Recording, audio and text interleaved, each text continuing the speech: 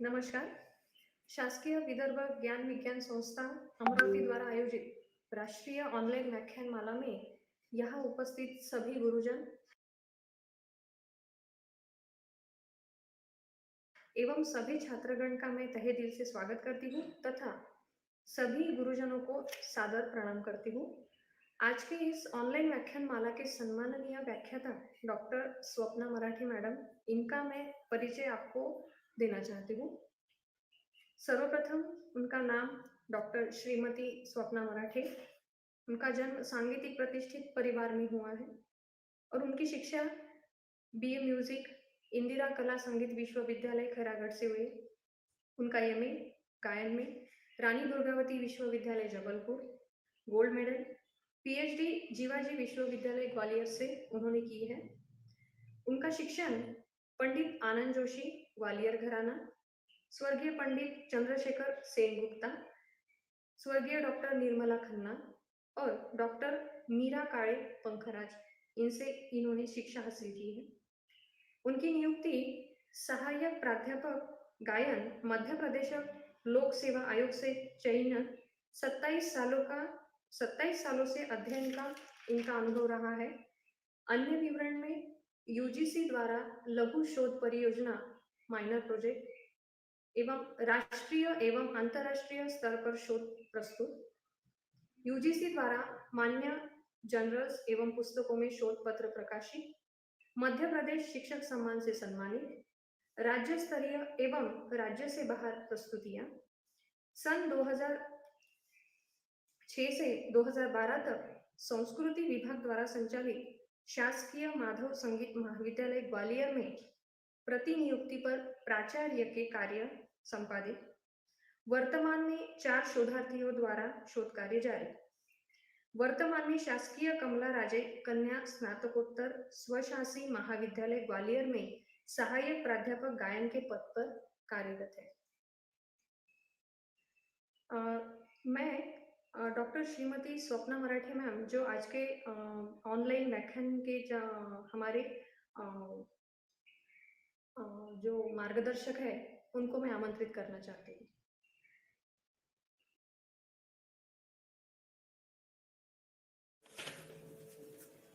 नमस्कार।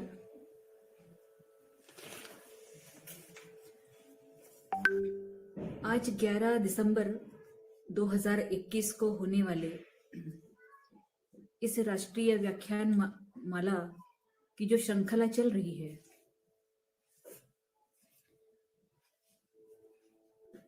उसमें मेरा व्याख्यान रखने के लिए बहुत दिनों पूर्व मुझे संपर्क किया गया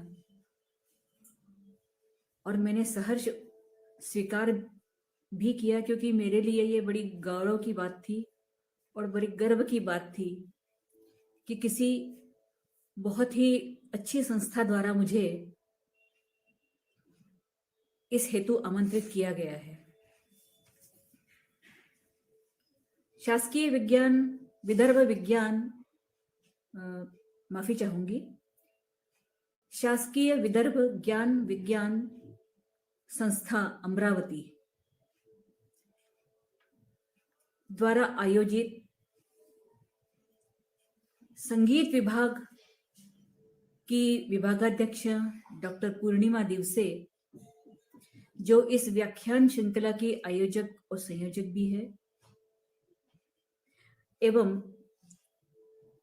इस संस्था की संचालक मैडम,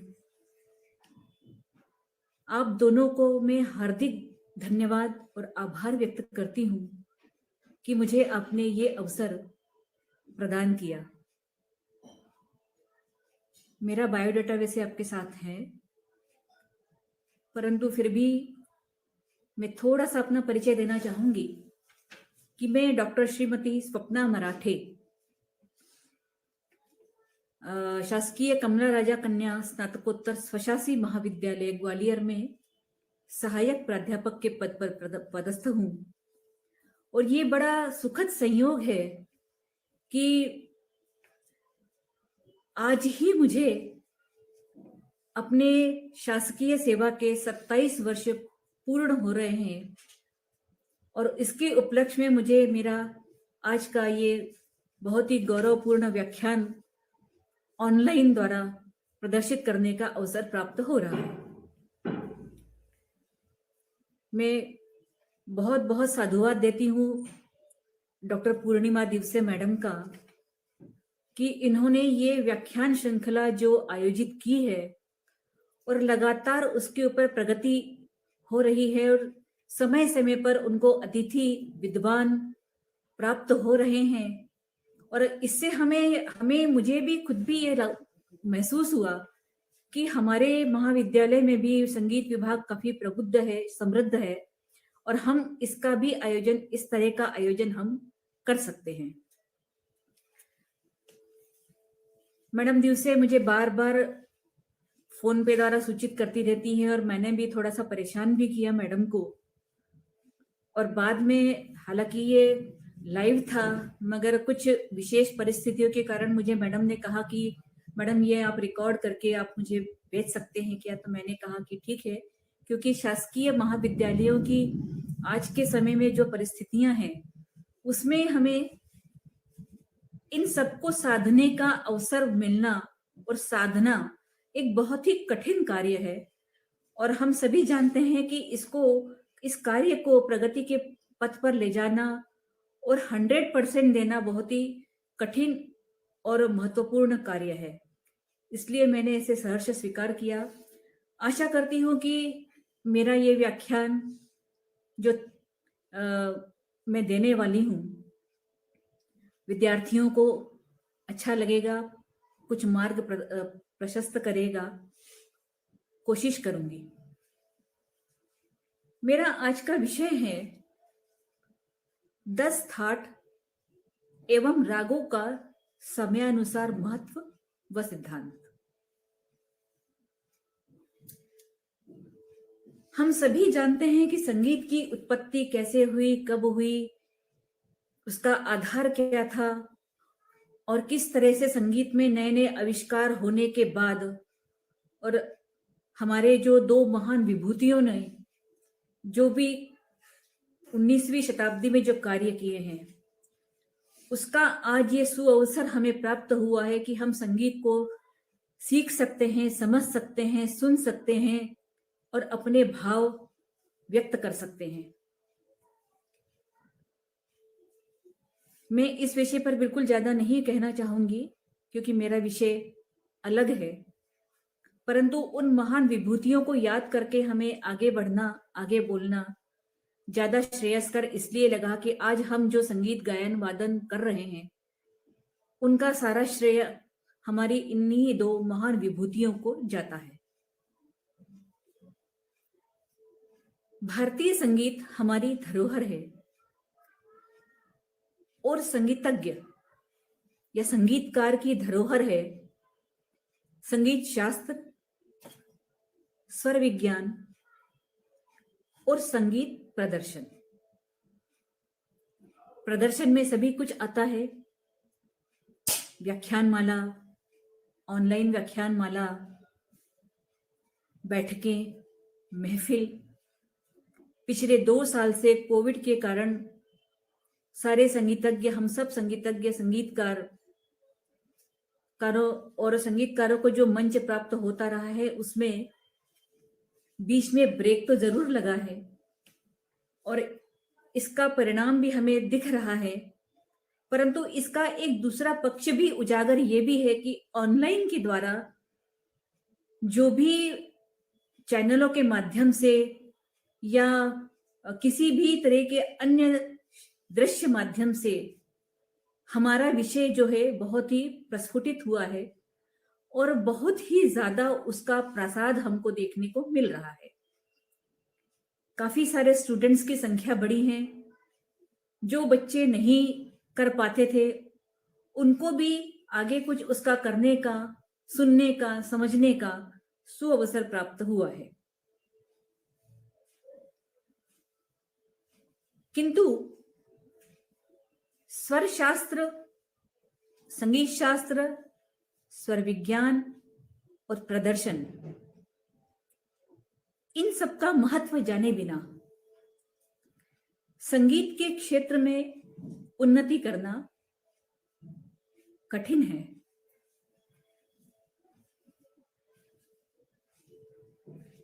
संगीत सभी जगह सिखाया जाता है, किंतु मूल रूप में, जिसको बोलते हैं कि फंडामेंटल, जो बच्चों को पता होना चाहिए, कई जगह मैंने ये देखा कि बच्चों को मूलभूत और मूल तत्व जो रहते हैं वो पता नहीं रहते हैं। ऐसा नहीं है कि टीचर्स नहीं बताते या शिक्षक नहीं बताते हैं। समय की कमी सबसे बड़ा इसका माध्यम है कि एक निश्चित कोर्स होता है और उसके अंतर्गत हमें अपना सारा कार्य समेटना पड़ता है। और व्याख्यान माला के अंतर्गत मैंने सोचा कि इसके अंतर्गत ही हमको इस संबंध में बताने का और बच्चों को थोड़ा सा पता चले, इसलिए मैंने ये विषय चुना है। 10 थाट। हम सभी ये जानते हैं कि रागों का आधार जो है वो थाट है।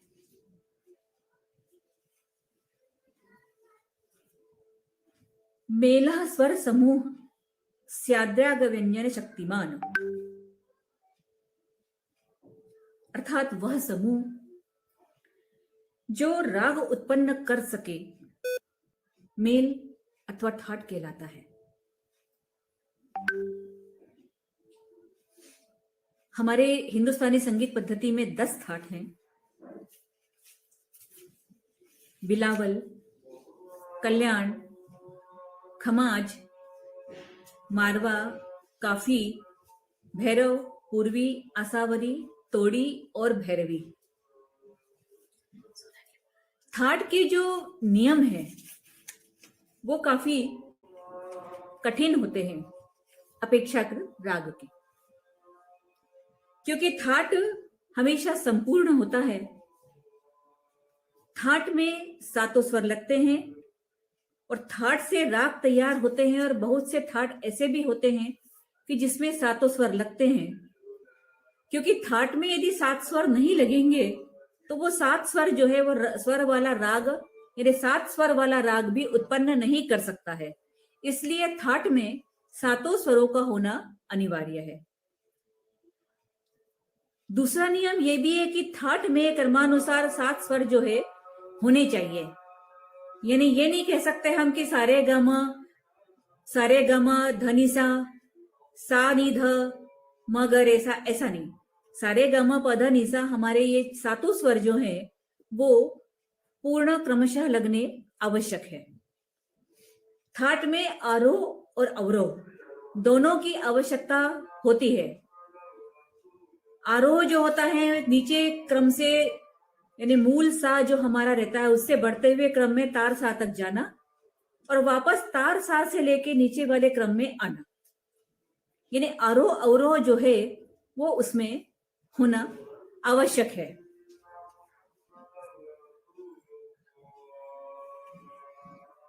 क्योंकि आरोह नहीं होगा तो थाट क्या है ये पहचाना भी नहीं जा सकेगा।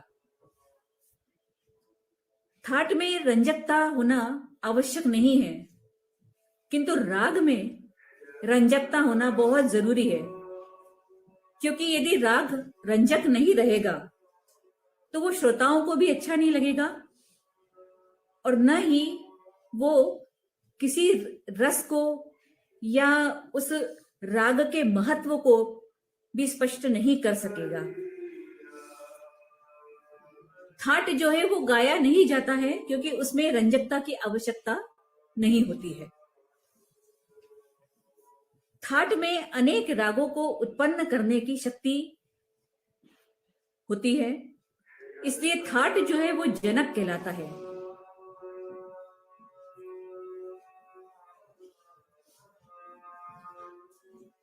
जैसे बिलावल थाट में हमारे जो स्वर हैं सा रे ग म प ध नि सा, सा, ये बिलावल का है। इस थाट से जो है वो अलग अलग काफी सारे राग भी है, जैसे देवगिरी बिलावल, सपर्दा, यमनी बिलावल, बिहागड़ा, कुकुब बिलावल, लच्छसाक, देवसाक। बिलावल के जो 8 मुख्य प्रकार है वो इसी बिलावल थाट से ही उत्पन्न होते हैं। दूसरा थाट है हमारा, बिलावल थाट में क्या होता है कि मध्यम स्वर शुद्ध रहता है, बाकी सातों स्वर लगते हैं। यानी बिलावल थाट जो है, बिलावल राग, ये आश्रय राग है। बिलावल थाट का आश्रय राग, थाट का राग जो है आश्रय राग है। दूसरा है कल्याण। कल्याण में क्या होता है कि मध्यम तीव्र, सारे ग म प ध नि सा नि ध प म ग रे सा। यमन में कई सारे राग हैं। फिल्मी गीतों में भी ज्यादातर यमन राग का जो स्वरूप हमें दिखता है, आधार जो रहता है, वो कल्याण थाट के ही उसमें ज्यादा संगीतकार जो है उसका प्रयोग करते हैं। खमाज, हालांकि खमाज में भी सातों जो स्वर है, थाट में तो सातों स्वर ही रहेंगे, किंतु जब वो राग में परिवर्तित होता है, सा सा ग म प ध नि सा नि ध प म ग रे सा,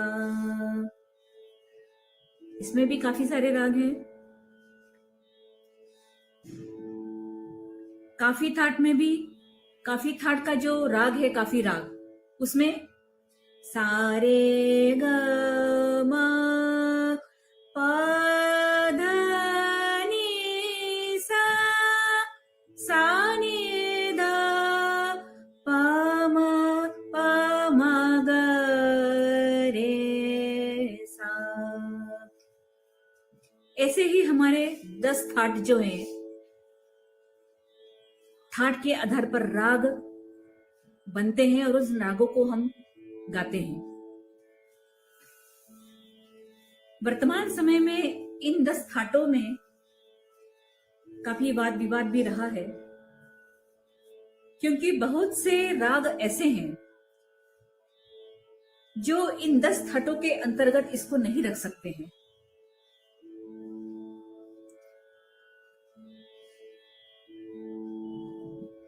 इसलिए कुछ विद्वानों का मत था कि 10 थाटों को बढ़ाकर थाटों की संख्या बढ़ा दी जाए। प्रयत्न भी किए गए, लेकिन उसका कोई अभी सर्वमान्य हल नहीं निकाला जा सका। किंतु रागों के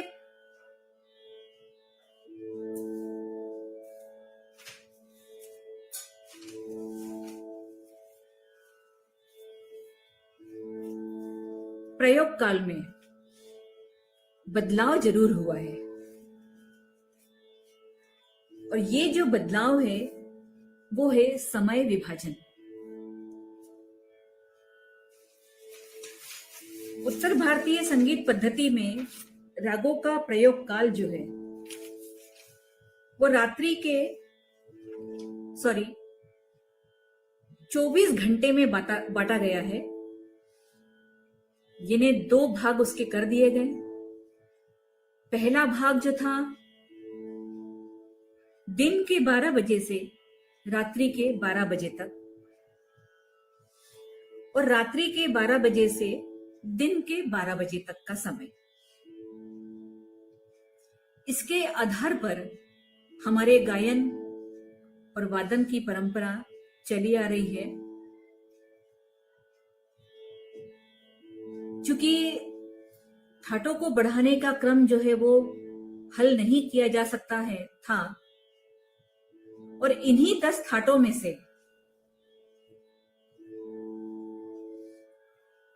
रागों का सम्मिश्रण करके किसी एक राग या किसी एक थाट को ध्यान में रखते हुए उस प्रयोग काल के आधार पर रागों की रचना भी की गई।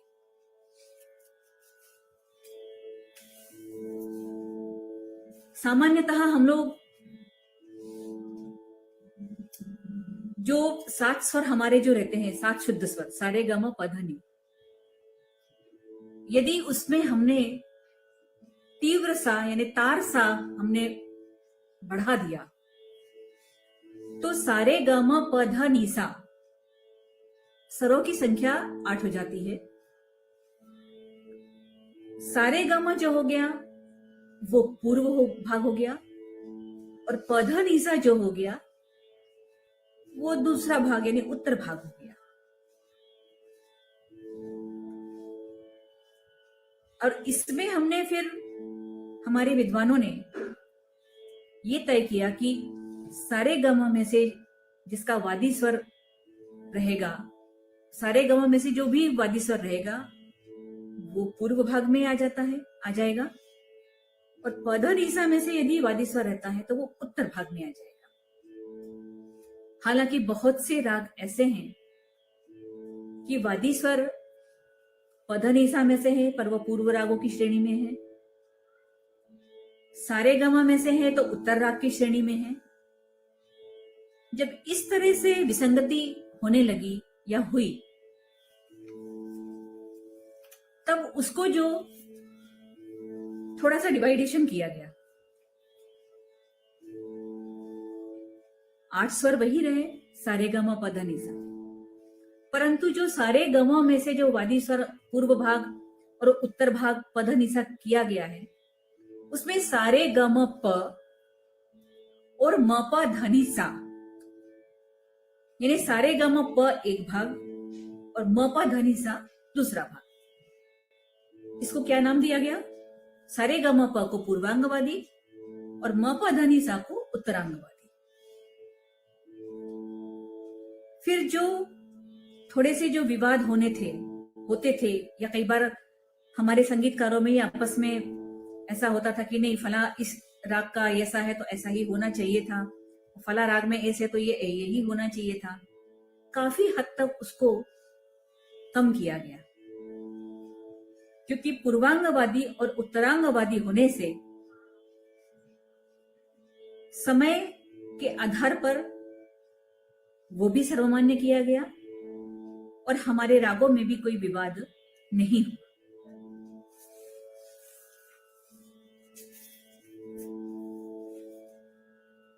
पूर्व राग जो है वो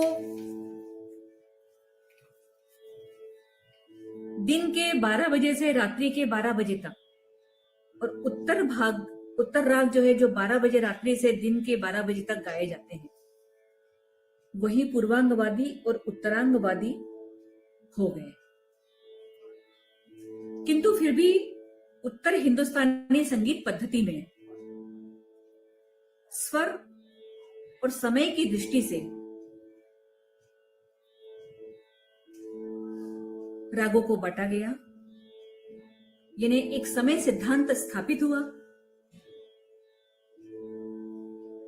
जिसमें उन रागों के 3 वर्ग मानकर रागों का विभाजन किया गया। पहला जो भाग है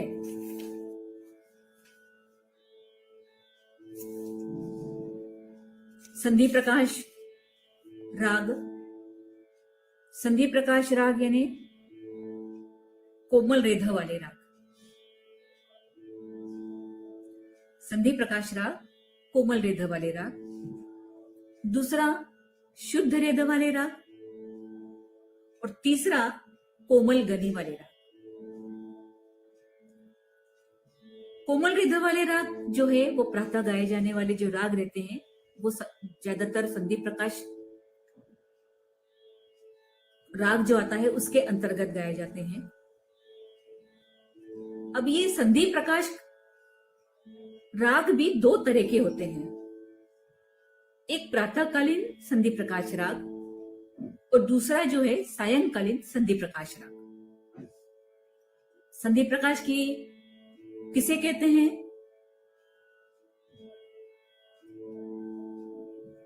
जब सूर्य उगता नहीं है, सूर्य उगने के पहले का जो काल जो रहता है, जब रात्र की लालिमा जो है अपने अंतिम स्तर पर होते होते धीरे धीरे दिन का प्रारंभ करती है, किंतु सूर्य का उदय नहीं होता है, वो प्रातःकालीन संधि प्रकाश राग।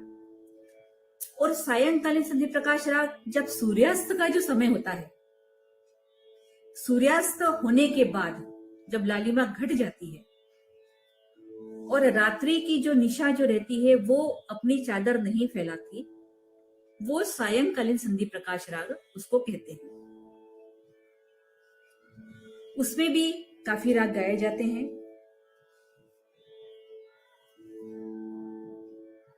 दोनों ही काल में राग तो काफी गाए बजाए जाते हैं, लेकिन संधि प्रकाश काल पहला जो है वो शुद्ध रेधव वाले राग, कोमल रेधव वाले रागों की श्रेणी में यह आता है।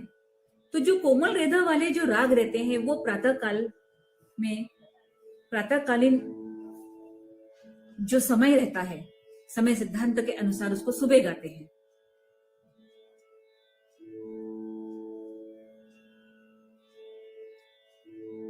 अब प्रातःकालीन जो कोमल रेधव वाले राग हैं, उसमें गंधार स्वर के विषय में बहुत ही महत्वपूर्ण समय माना गया है, क्योंकि सुबह यदि गंधार शुद्ध रहेगा तो वह संधि प्रकाश के इसमें आएगा, बेला में आएगा, और यदि कोमल हो जाता है तो वह तीसरे वर्ग में आ जाएगा। इसलिए सुबह के रेधव कोमल वाले रागों में तीव्र ग का होना नितांत आवश्यक है। जैसे हम भैरव गाते हैं, सा रे ग सा रे ग मा ग रे सा। आहिर भैरव गाया तो भी वही, रे शुद्ध के साथ में गंधार तीव्र है। नट भैरव गाते हैं तो भी वही स्थिति है कि रे कोमल के साथ में या ध कोमल के साथ में या ध शुद्ध के साथ में गंधार का कोमल, इस तरह से इसको हम गाएंगे। दूसरा वर्ग जो है हमारा रेध शुद्ध। रेध शुद्ध में जो राग गाए बजाए जाते हैं,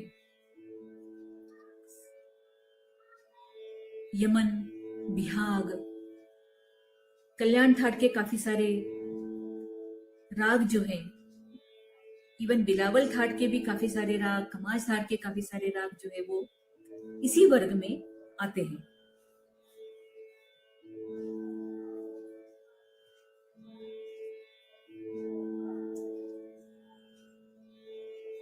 इसमें तीव्र मध्यम का बड़ा विशेष महत्व है। हालांकि शुद्ध मध्यम भी का भी अपना महत्व कम नहीं है, लेकिन फिर भी तीव्र मध्यम वाले राग जो है वो दूसरे काल में ज्यादातर गाए जाते हैं। नी रे ग म प म ग रे सा नी द नी सा।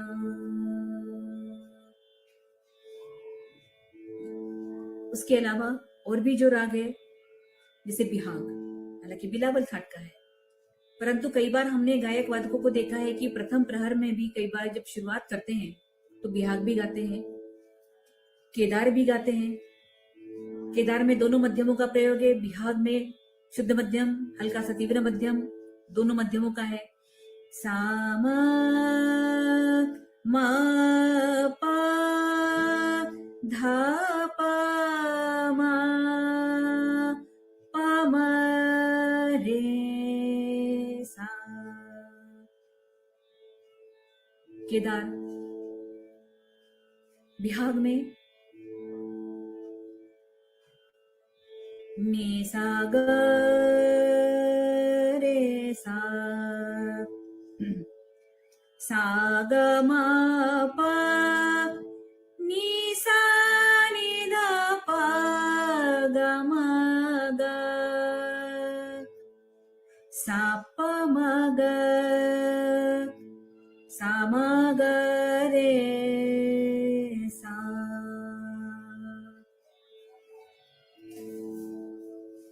तीसरा जो वर्ग है वो है कोमल गनी वाले राग। सा रे ग, सा रे ग ग म प ध नि सा। काफी थाट से उत्पन्न हुए बाकी अन्य राग भी, बागेश्वरी हो गया और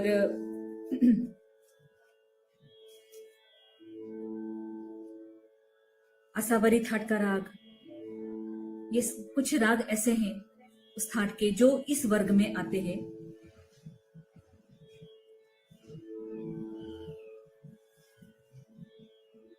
वो सारे राग इसी वर्ग में आ जाते हैं।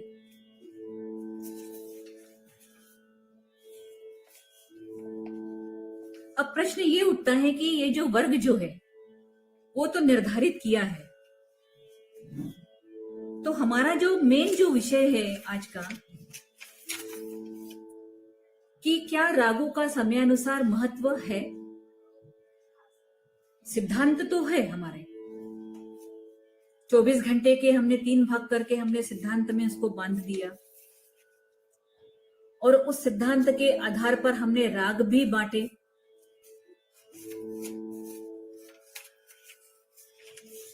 जैसे तीव्र गनी, तीव्र ग और कोमलनी वाले राग, खमाज, देस, तिलक कामोद, जय जयवंती। कोमल गनी वाले राग बागेश्वरी, दरबारी, अडाना, बहार, मालकंस, ये जो राग हैं। उसके अलावा जो हमारा एक जो मुख्य जो है तीव्र मध्यम वाले राग, यमन, शुद्ध कल्याण, जैत कल्याण, मालश्री, कभी कभी हिंडोल भी लेते हैं। हालांकि हिंडोल के विषय में भी 2 मत है। रात्रि गे हिंडोल में गंधार वादी होता है, मैंने रात्रि में जो हिंडोल राग गाया जाता है उसमें गंधार वादी है, किंतु सुबह जो हिंडोल गाया जाता है उसमें धैवत को वादी मानने का प्रचलन है। हिंडोल राग के विषय में यह भी है कि समय सिद्धांत के अनुसार या समयानुसार, अपन समय सिद्धांत नहीं कह सकते हैं, समयानुसार यानी बसंत ऋतु में हिंडोल यदि गाया जाता है तो सुनने में बहुत मधुर लगता है, क्योंकि उसकी जो प्रकृति है वो उस ऋतु में गाए जाने वाले एक प्रकारों में उसकी छवि दिखती है। तीव्र मध्यम वाले रागों में जैसे हमीर हो गया, केदार हो गया, कामोद, छायानट, बिहाग, ये तीव्र मध्यम वाला। यानी पहले हम तीव्र मध्यम वाले राग, फिर तीव्र ग और तीव्र कोमल नी वाले राग, उसके बाद जो है कोमल गनी वाले राग, ऐसे लेते लेते हम तीव्र मध्यम वाले रागों के पास में आते हैं, जिसमें हम बसंत, सोहनी, परज आदि रागों को गाते हैं। और उसके बाद में उस थाट के अंतर्गत तीनों वर्गों के समूह में से जो पूर्व राग और उत्तर राग या पूर्वांगवादी राग या उत्तरांगवादी राग जो बांटा गया है, उसके अनुकूल समयानुसार हम लोग रागों का गायन वादन करते हैं। ये भी सही है कि रागों का अपना गायन का अपना अलग महत्व है। सुबह का राग यदि हम शाम को गाएंगे तो वो रंजकता नहीं आती है,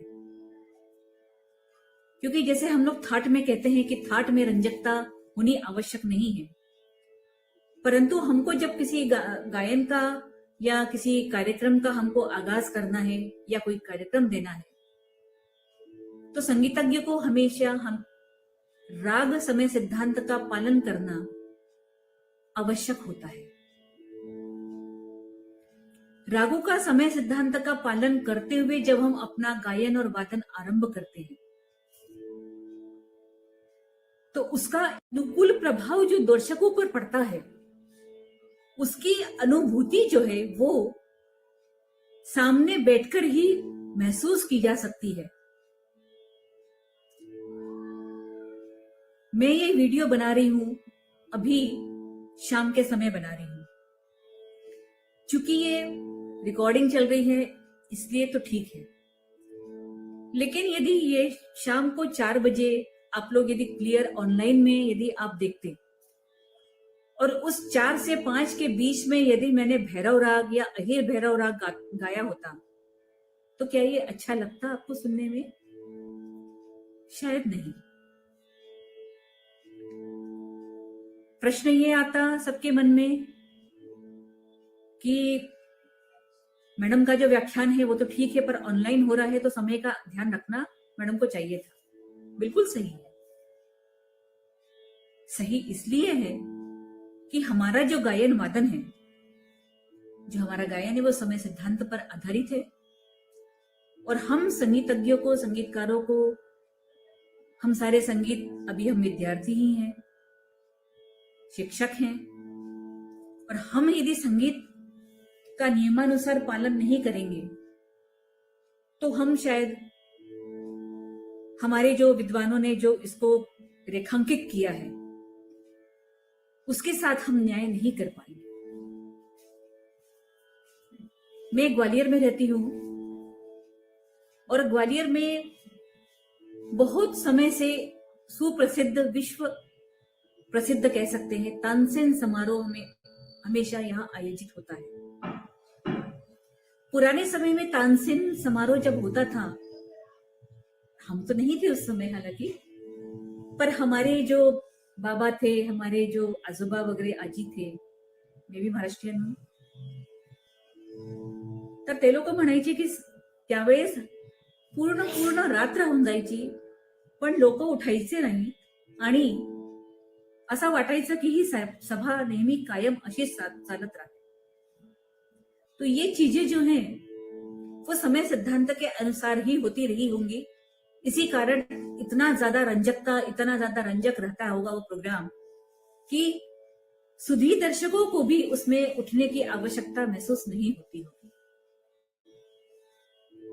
आज भी हालांकि समय निर्धारित कर दिया है, क्योंकि हम सब शासन के अधीन हैं और शासन का प्रोटोकॉल का पालन करना हमें जरूरी होता है, परंतु फिर भी जो आज भी सभाएं जो शुरू होती है सुबह 9 बजे से, दिन में 1, 1:30, 2, क्योंकि जब कोई गायक जो है अपना गायन आरंभ करता है तो समय तो रहता है, वो ठीक है, कभी कभी आधा पौन घंटा ऊपर नीचे भी होता है, क्योंकि सभा यदि रंजक होती चली जाती है तो गायक को भी समय का पता नहीं चलता और दर्शकों को भी समय का पता नहीं चलता है। फिर भी 2 बजे तक की सभा समाप्त होती है, 2:30 बजे तक। तो मैंने ये देखा कि उस समय भी जो हमारे बाहर से आए हुए कलाकार जो रहते हैं वो समय सिद्धांत के अनुसार ही रागों का निर्धारण करके आते हैं। कभी कभी 1 घंटा, आधा घंटा ऊपर नीचे हो भी जाता है, तो वो जो मूल राग जो रहता है वो तैयार तो करके आते हैं, पर साथ में उस समय के अनुकूल जो राग गाए जाते हैं वो भी हमारे सम्मुख प्रदर्शित करते हैं। शाम को जो सभा रहती है वो शाम 7 बजे से होती है और रात के 12-1 बजे तक चलती है, और जब तक 1 बजे तक चलती है तो हम लोग को भी सोहनी और बहार, बसंत ये सब सुनने हमें मिलता है। कुछ ऐसे भी राग मिलते हैं जो अप्रचलित है, वो भी हमें सुनाई दे जाते हैं। यानी कहने का तात्पर्य ये है कि समय अनुसार समयानुसार रागों को गाना और उसकी अनुभूति करना ये बहुत जरूरी है, क्योंकि समयानुसार यदि हम राग नहीं प्रदर्शित करेंगे तो शायद हमें उस अनुभूति की प्रचिति नहीं होगी। इसलिए समय सिद्धांत का अपना विशेष महत्व है, और वो महत्व रखना भी हमारे आज के इस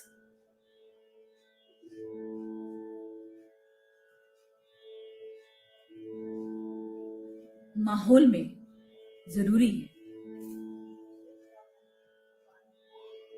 क्योंकि कई बार हम लोग सुनते हैं कि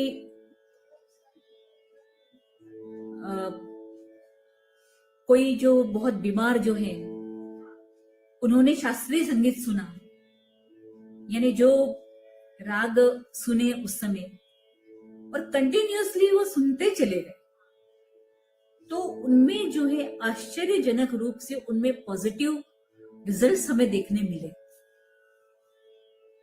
बिल्कुल मिलेंगे। क्योंकि हमारा संगीत जो है वो अध्यात्म से भी जुड़ा हुआ है, ईश्वर से जुड़े होने के कारण हम लोग उसमें इतने रचबस जाते हैं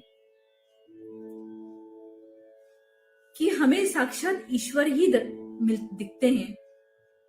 और वो जो समय रहता है, उस समय में जो भी हमारे अंतरात्मा से जो भी स्वर निकलते हैं, और स्वर जो है वो सच्चे होते हैं, और उसका प्रभाव जो है वो सामान्य जन पर तो पड़ता ही है, परंतु जो अस्वस्थ लोग हैं उनके ऊपर वो प्रभाव जो है वो बहुत पॉजिटिव रूप से, यानी अनुकूल रूप से हमें देखने को प्राप्त होता है।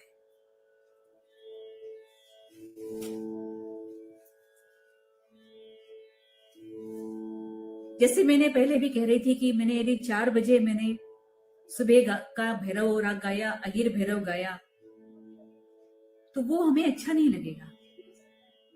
यदि 4 से 5 के बीच में यदि मैं मुल्तानी गाती हूँ या मधुवंती गाती हूँ या सारंग के प्रकारों में से कुछ लेती हूँ, शाम यदि ज्यादा हो जाती है तो पुरिया, मारवा, इस तरह से कोई राग, श्री, यदि ये राग हम गाते हैं, तो हम उस समय को और जो सिद्धांत हमारे ऊपर जो लागू है, या समय सिद्धांत का जो चक्र चला आ रहा है, उसको हम सार्थक करते हैं। विद्यार्थियों को भी इसको जरूर ध्यान में रखना चाहिए। समय काफी बदल चुका है। आजकल विद्यार्थी शास्त्रीय संगीत से दूर तो नहीं हो रहे हैं, हम ये नहीं कहेंगे कि दूर हो रहे हैं, किंतु आजकल जो हम देखने में आ रहा है, एक गिटारिस्ट रहते हैं, ड्रम, पियानो वादक, स्पेनिश गिटार रहती है, मैंडोलिन रहता है, या कुछ और अन्यत्र वाद्य भी रहते हैं, साथ में एक गायक भी रहता है।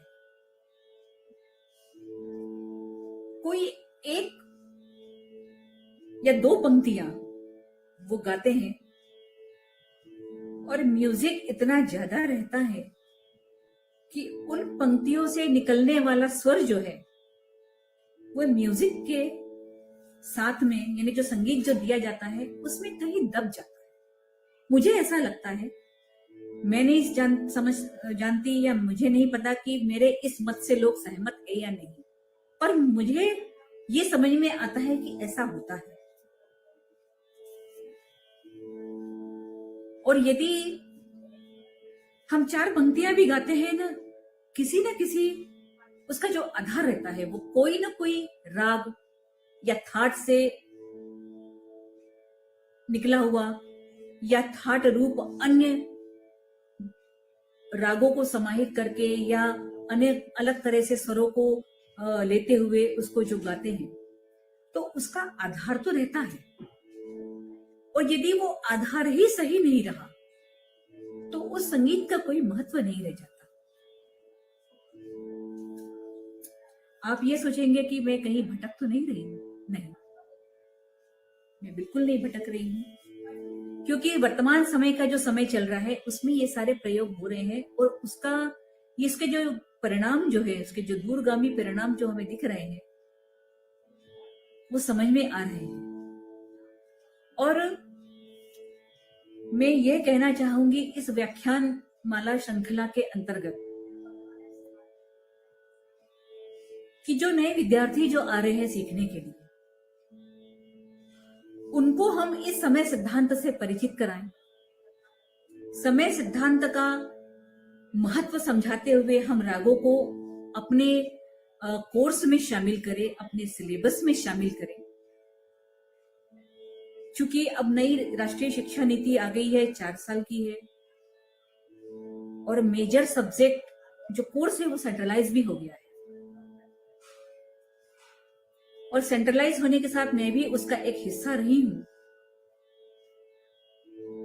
उसमें ये बल दिया गया कि जन जन में यानी विद्यार्थियों में संगीत तो जाए, मगर उसकी शुद्धता कहीं न कहीं ढक गई। हमें ये प्रयास करना है, हम शिक्षकों को, कि हमारी जो शुद्धता है वो बरकरार रहे। संगीत का तो प्रचार प्रसार निश्चित होना चाहिए, खासकर शास्त्रीय संगीत का। और जन जन में यदि शास्त्रीय संगीत का प्रचार होगा तो निश्चित ही हमें उसके अच्छे परिणाम भी देखने को मिलेंगे, अच्छा संगीत सुनने को मिलेगा। और समाज में जो आज बीच में जो शोर शराबा आ गया था, उसको दूर करने में भी वो हमें सहायक सिद्ध होगा।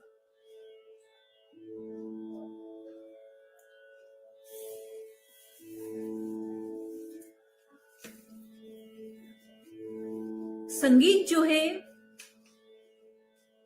वो एक रसानुभूति भी है। स्वर जो है वो हमारे किसी न किसी रस से उत्प्रोत होते हैं। राग भी हमारे रसों से संबद्ध रहते हैं, भाव भी हमारे व्यक्त होते हैं। शास्त्र में उस स्वर संदर्भ को जो नाम दिया है वो राग है, जो हृदय का यानी चित्त का रंजन करे। रागों के स्थूल स्वरूपों के साथ साथ जो है वो सूक्ष्म भावों को भी हमें अपने कल्पना से रचना चाहिए। मनुष्य के हृदय में जब कोई राग धुन प्रभावित होती है तो रस का संचार होता है।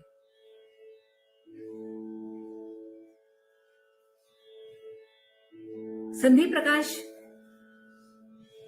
काल या दूसरा वर्ग या तीसरा वर्ग चाहे कोई भी हो, किंतु रसों के या रसों का आधार पर उस राग का महत्व विद्यमान रहता है और रसों के आधार पर उसको हम सहजता से उसको रूपांकित करते हैं।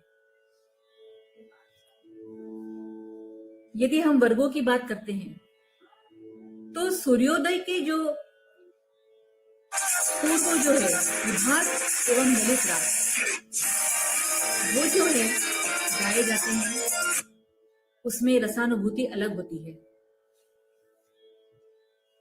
सूर्योदय के बाद जो है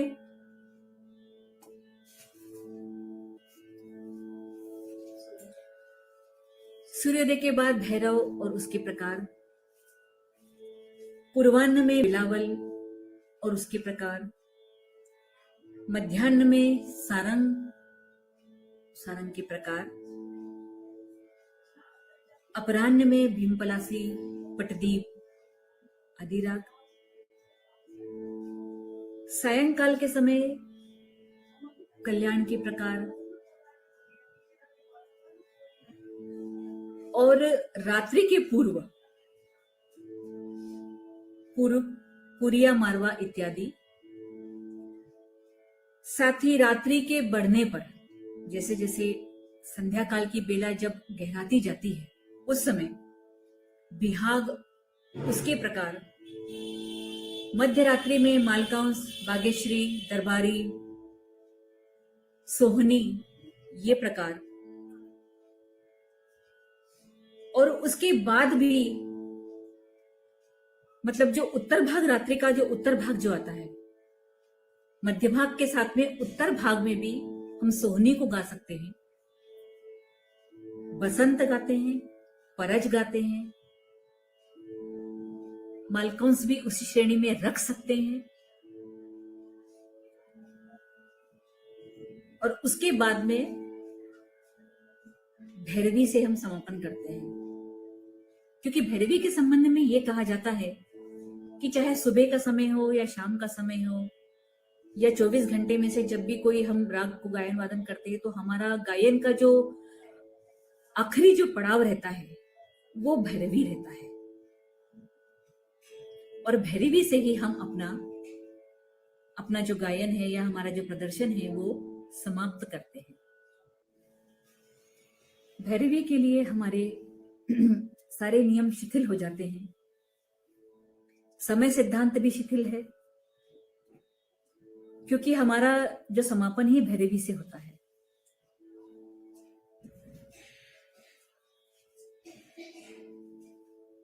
संगीत ये हमारी मानसिक अनुभूतियों का एक माध्यम है, और जो संगीत को ग्रहण करता है उससे बड़ा भिक्षुक मैं नहीं मानती, क्योंकि संगीत, हालांकि संगीत जो है सर्वत्र विद्यमान है, सब जगह व्याप्त है। मेरे ख्याल से जो नहीं भी गाते हैं फिर भी उनके अंदर संगीत विद्यमान है, रहता है, कहीं ना कहीं सुर रहता है, भले ही वो हमारे सुर से अलग क्यों न हो, पर संगीत रहता है, स्वर रहते हैं, रस रहते हैं, और मन में रंजकता रहती है, कुछ सुनने की, कुछ ग्रहण करने की, कुछ सीखने की, और कुछ अनुभूति की, कुछ अनुभव की।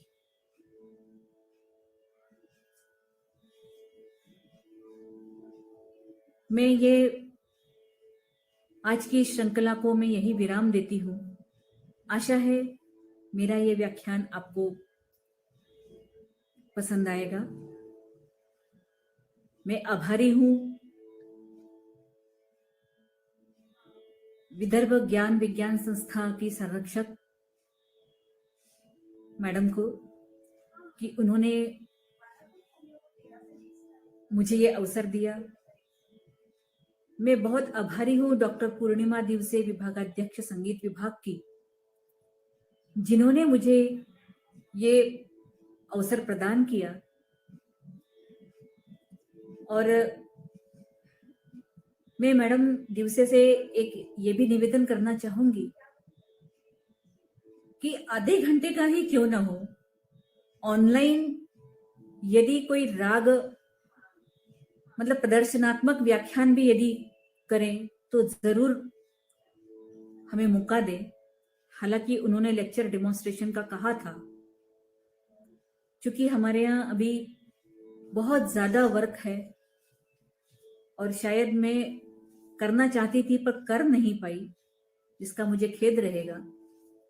यदि आगे मुझे मौका मिलता है तो मैं केवल रागों का प्रदर्शनात्मक व्याख्यान जरूर करना चाहूंगी। अंत में मैं केवल इतना जरूर कहूंगी कि जब भोर के पंछी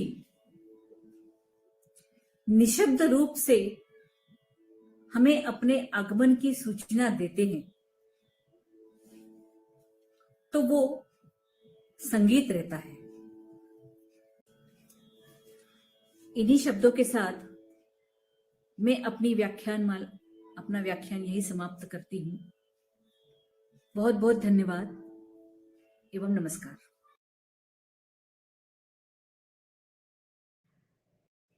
धन्यवाद मैडम। आज के इस व्याख्यान में मैडम आपने थाट एवं राग सिद्धांत के बारे में विस्तृत जानकारी दी है, इसलिए मैं आपका दिल से आभार व्यक्त करती हूँ। हमारे संस्था के संचालक डॉक्टर देशमुख मैडम, इनका मार्गदर्शन हमें हमेशा रहता है, उनका भी मैं आभार व्यक्त करती हूँ। हमारे विभाग के सभी प्राध्यापकगण एवं ऑनलाइन कार्यक्रम में उपस्थित सभी गुरुजनों का तथा विद्यार्थिनियों का आभार व्यक्त करती हूँ। धन्यवाद।